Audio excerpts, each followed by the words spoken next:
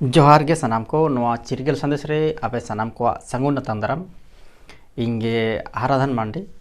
तबे तेहन दना जहां सकरात परब कना और सकरात परब हिलो गे जहां बूढ़ी कुंभ बन अतारेया और सिंह सकरात हिलो जहां बेझा बन तुया नवा को बाबत तेगे ना आपे को तलारे मिद बार कथा लई सदरिया तबे जहां के ना इन अजम अगू और पतब करे जहां गिन नेल का सिंह पढ़ाव का ओना करे खoj घना लैया तबे नवा दना आलपो मने मा जे इन जहां मेनया नवा के सारिया उनकान कथा दो बांग कना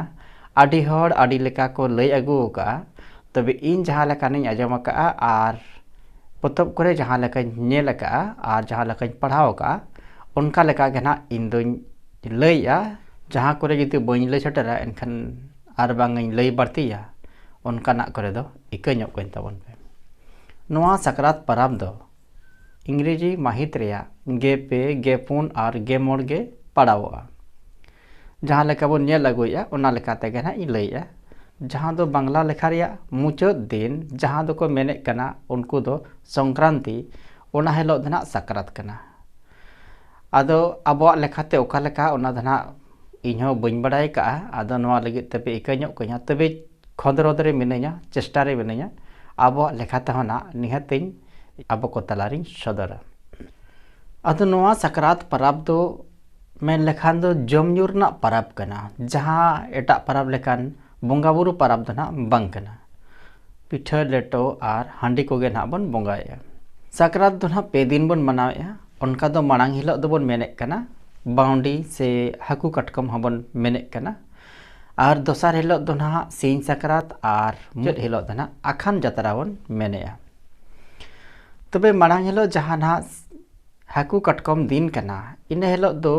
पिठे याबन लेटो याबन और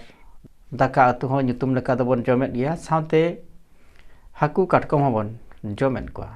पतड़ा इठा लेका दो जिल पिठा साथे जिल दाका साथे हाकू कटकम चेदा बन जम को नोरना कथा ना बांगिन बडाई नामका तबे तलाश रे मिनया पंजा रे मिनया तायम दाराम वीडियो रे ना जुदी नामका एनका ओना वीडियो हो आपे को तलारी सेटेरा तबे इन हलो गे आरो निदे बेड़ा दो जहां जम सत हुई बड़ा कते तिलमिन हबन जमा बांगमा तिलमिन दो को मेना अब दो तिलमिन जहां रका कई कया उनका गे नासे नासे ते कई कई ते अब हबन बढ़ाव इदी कना सबन हरा इदी कना ओना इदी खातिर तिलमिन दना बन जमा मेंटेन हापड़ाम को नौका को लई अगू का नेतो हो उनका को लई दिया तबे वैज्ञानिक दृष्टि ते नेल लेखान तिलमिन दो जहां बन जम का ओना को जिनिसे हजावा मेंटेन बडायो कना और दोसार लो दना जहां दो सिंह सकरात इन हेलो दो उखुड रेगे हलंग बन हुडुंगा जहां ना बोंगा लगित ते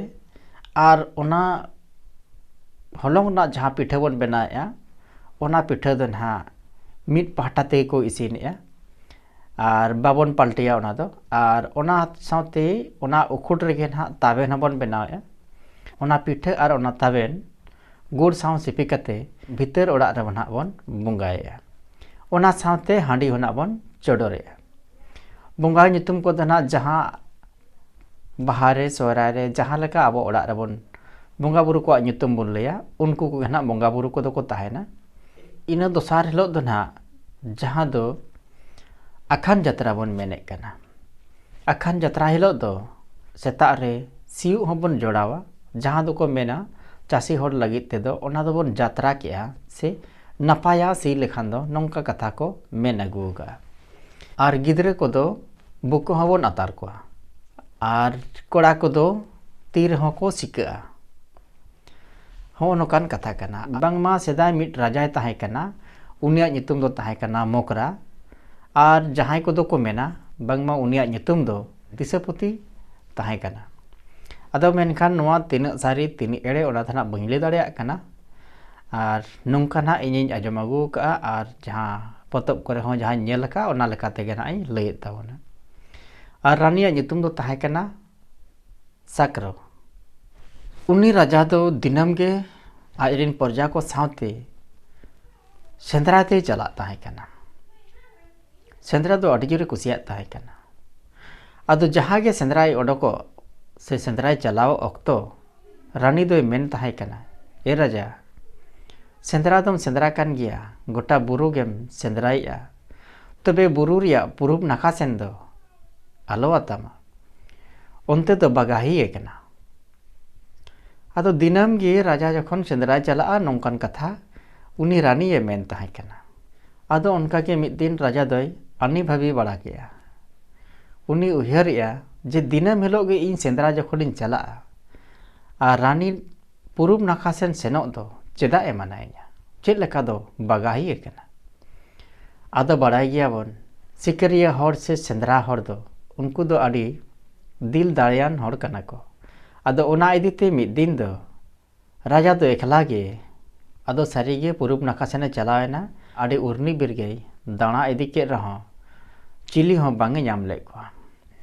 उनी राजा दो रुवड़ कान ताहे कना आदो रुवड़ अक्तो आचका गे मिटंग बीने नेलाम केदेया आर उनी बीन दो आड़ी मारांगे ताहे कना आदो राजा की जहाँ के बीन सावे नेपेलेन खान बीन दो आटो पटो साड़ गोडेना राजमा सपड़ाव रगे मेनाया जहाँ के बीने साड़ेन खान राज दो आजा माट साकाम उगली सारते बीन दोय तुñ हराड़ कदेया जहाँ के तुñ केदेया बीन दोय भिंदड़ गोडना आरे गोज उतरेना बीने गोज एन खान ओना सार दोय बोज तरा केया आर ओना सार दोय आगु तरा केया ओड़ाग ते आयुब बेड़ा दो सनाम कथा रानी ये लैय कना आदो राजे मेनिया बांगमा ओना पुरुब नाका सेनिन चलाव लेना मेनखान चिली हो बांगी नाम ले को आदो रुवड़ अक्तो मिद बीनी नाम केदेया आर उनी बीन दुñ तुñ गोज केदेया उनकान हा उनी राजा दोय मेन केया ओना कथा जहाँ के मेन केद खाने रानिया मेद खन मेद दाग दो जरो गोडेना आदो राजे मेन गोड केया एंदागो चेदाम रागेया आदो रानी मेन गोड केया चेद लेका चो जीविरिñ बुझाव गोड केते मेद दाग दो जरो गोडेना उनी बीन दो बांगमा रानी बोंगा जामाय ताहे कना मिद दिन उनका गे रानी दो निदा बेड़ा एकला गे चलावेना ओना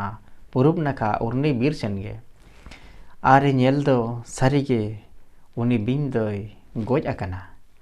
आर हड़मो को ताय सेयागो अकना आदो जांग को जहाँ ᱧᱩᱨ लेना आदो ओना जांग गे मिटंगे हालांग अगु केया रानी दो ओना जांग दोय हालांग अगु केते पाखारे दोहो कना ढेर दिन तायम ओना जांग खन रेहेद अमोनेना रेहेद जहाँ गे अमोनेना उनी रानी दो ओना बुरु सेट गे आरोय इदी हटो काते रहोय केया ढेर दिन तायम ओना जांग जहाँ रहोय लेया ओना जांग दो अमोनेनते अड़ी चेहरा बहायना ओना बहा रेया ᱧᱩᱛᱩᱢ दोय दोहो केया करीनागिन हार बहा आदो आत्मा रूपते उनी बीन बोंगा दोय सेटल लेना आर रानी सला होय रपोड़ेना उनकिन तलारे नोआ गलोचेना बीना आत्माय मेन किया आम गुजुब में आर बांखान आमी राजा गुजेताम एनखान अलांग दलांग न्यापाम रुवाड़ा जुदी आमी राजाम गुजेया एनखान उनिया हड़मो रे इनिñ बोलोना आर जुदी आमेम गुजुआ एनखान आत्मा रूपते अलांग दलांग न्यापामा नोंकान कथा रानी दो सनाम ए बड़ाई के खान रानी दो आज जमाय गोज रना ए कुरुमुटु केया आदो उनका के मिद दिन दो रानी राजाय मेताय कना से आजिज जमाय मेताय कना हेंदागो आम्मा गोटा बुरु गोटा बीराम दाणाना सनाम लेकान बाहा कोम नेल लेका तबे सनाम बाहा ना ᱧᱩᱛᱩᱢam ले दाड़ेया खान के राजा मेन केया होय गो ले दाड़े आदो उन अक्तो उनकिन तलारे तकरार सेटेरेना आदो रानी मेन गोड केया जुदी जतो बाहर ना ᱧᱩᱛᱩᱢ बांगम ले दाड़ेया एनखान दो इनिñ गोज मेया आर जुदी जतो बाहर ना ᱧᱩᱛᱩᱢ आमेम ले दाड़ेया एनखान इñam तुñ गुजिña नोंकान कथा रानी ना एम मेन केया आदो राजा मेन गोड केया हे गो निये कई धरा कथा रे नुन मारंगा दो चेदा लंका मेया रानी मेन केया बांगा नोंका गे होयुआ ओना कथा दो ना राजा हा दरबार रे उनी रानी दोय लई केया मेनखान राजा दो उना सांगे प्रजा को तलारे नोंकान कथा जखने लई केया एनखान उनी दो हर दो बाय मानाव लेना आर आज रिन प्रजा सावते उनको दो झतो बीर सेट को चलावेना और उन उक्तो तो कथा बाहा रे nyutum लई लेखान जहाँ लेका ढापनी जानूम जोटेट लेखान मसद गदोआ उनका गे उन उक्तो दो बाहा रे nyutum को लई लेखान मसद गदोआ आदो सारी गे सनाम प्रजा को आर राजा रानी ओना बुरु तको चलावेना आदो ओना बुरु तको चलावेन खान राजा तो मिमिटंग ते बाहा रे nyutume nyum इदिया जहाँ के ना राजा ओना बाहा को रे nyutume nyum इदी खान बाहा दो मसद इदी खाना उनका उनकाते आड़ी सांगिन को बोलो इदीना इना खान गे सेटेर किया को जहाँ रे ओना रानी ओना जांग रेना बाहा दारे रोहय लेया ओंडे को सेटेर के खान ओना बाहा नेलते राजा दोय अकुल बकुल गोडेना मने जोंग कना नोंकान बाहा मा तीसो बई नेल का गोटा बुरु गोटा बीरिन दाना का रहो नोंकान बाहा दो बांगिन नेल का आर नोआ बाहा ना nyutum हो बांगिन बड़ाया मेनखान आड़ी लेकाने nyutum इदी केट रहो ओना बाहा दो बांगे मसद लेना उन ओक्तो रानी दो मुलुज मुलुज लांदाय ताहे कना उनी दो आड़ी जुरे कुसिक कान ताहे कना खान गे राजा दोय मेन केआ बांगा तेहेन दो बइन ले दाड़ेया आदो बारसिंग पे दिन ना समय हताव केआ मेन या बारसिंग पे दिन परे जुदी बांगिन ले दाड़ेया इना खान गोजिंग पिन्हा आदो सारी इना हेलो दो ओंडे खन को रुवर हेजना ओड़ा सेट गे नोआ कथा दो गोटा दिसोम पासनावेना बांगमा राजा दो बाहर ना nyutum बाय ले दाड़ेयाना आर ओना इदी खातिर राजा दना को तुन गोजेया नोआ कथा जखन गोटा दिसोम पासनावेना राजरिन पेड़ा प्रभु सनाम को बड़ाई केया मिश्रा जवाई गोंके को को बड़ाई नाम केया जखन के नोआ कथा आजिज मिश्राय बड़ाई नाम के खान उनिया मेद खन मेदा हिडिर हिडिर जरो गोडेना बेस गुनान हर राजाय ताहे कना मेनखा उनी तेहेन रानिया तिते गोज हचोक कना नोंकान कथा आजम के खान जीवरे कटिज हो बेस के बाय बुझाव लेया खान गे उनी दो आजिज जवाय मेताय कना एको दला से तेहेन दो आले ओड़ा लन चला बांगमा इन दादा ना को तुन गोजेया ना गपा मेयांगे नोंकान कथा मेन के खान जवाय ताय हो मेन चलो गो तबे लन चला घेट दिपिलाते आर गिद्रा हबराते उनकिन दुकिन मोहडायना राजा ओड़ा सेन आदो हिजु हिजुते हरमा सांगिन गया आर पाहिल मा गाड़ी मोटर मा बांगे ताहे कना आदो ताड़ाम ते को हिजुक कान थाया आदो सारीगे बुरु को पारम इदी कना ताला बुरु को सेटेरन खान निदे गोडेना आदो जहाँ गे निदेन खान आदो को मेनिया तेहेन दो नोडे गेबन जिराआ गिद्रा को लांगायना खान गे आदो उनको दो दारे बुटर को गितिज जिरावेना आदो ठीक तला निदे खान चेतान रे आको जहाँ रना को गितिज अकान ओना चेतान रे गिदी होय हपन अकाट कोआ हपन दो रेंगेज जलाते आडी को रागे ताहे कना आदो गिदी इंगाय मेन गोट केआ थिरुपे बेटा आलोपे रागा गापाना आंगालेन गे लाज पेरे ना जमिन अगु हापेया आदो उन ओक्तो उनको गिदी हपन को मेन केआ हेयो ओका खन जम दम अगु आलेया आदो उन ओक्तो उनी गिदी इंगाय मेन केआ बांगमा ना गपा दो राज को तुन गोजेया आदो उनको गिदी हपन आरे कुकली को दोहो केआ हेयो उनी राजा दो चेदा को गोजेया उनी राजा दो बाहर या nyutum बांगे लई दाड़ेया ना ओना इदीते उनी दो ना रानी गे ना तुन गोजेया आदो उन ओक्तो आर उनको गिदी हपन को मेन केआ हेंदायो ताले ओना बाहर या nyutum दो चेत ताहे कना जहाँ दो राजा बांगे लई दाड़ेया कना आदो उन ओक्तो गिदी इंगाय मेन केआ ए बेटा ओना बाहर ना nyutum दो कारी नगिन हार बाहा कना मेनखान नोआ कथा दो राजा दो बांगे बड़ाया ओना इदीते बांगे लई दाड़ेया कना आर गपा हना बांगे लई दाड़ेया गपा दना को तुन गोजे गया नोआ कथा दो राजरिन मिश्रा आ जावाई गोंके दो बाना हड़ गे नोआ कथा दो किन आजम केआ आजम तोरागे उनकिन दो ओंडे बांकिन टहराव दाड़ेया ना अटु पटु गिद्रे किन खबर के किनते आर उनकिन दो आरो नहर से राजा ओड़ा से इकिन मोहडायना सेताएन खान गी राजा ओड़ा किन सेटेरेना राजा ओड़ा किन सेटेरेन खान राजा दो आजिज मिश्रा नेलते मेदा मा हिडिर हिडिर जरो गोडेन तया ओना सावते आजिज मिश्रा मेदा हो हिडिर हिडिर जरो गोडेना इना खान गे मिश्रा ते मेन किया ए दादा आलम रागा इᱧ बंचा मेया आम दो आदो उन ओक्तो राजे मेन किया सारी मई इñam बंचावेña आदो ले होय दादा आमिñ बंचा मेया आदो उन वक्त राजे मेन किया जुदी में इñam बांचावना ताले आम हो मिट केचा दिसम दुñ एमामा आदो उन वक्त गे मिश्रा ताय दो आज दादा लुतुर सुर रे लई आदेया बांगमा ओना बाहा रेया nyutum दो कारीनागिन हार बाहा कना नवा कथा जखन राजे बड़ाई नाम किया इना हिलक दो बसियम बेड़ा आरो ओना बुरु सेट को चलावेना बुरु सेट को चलावेन खान सेटेरना को जहाँ रे ओना बाहा दरे रानिये रहोय ले ताहे कना तायम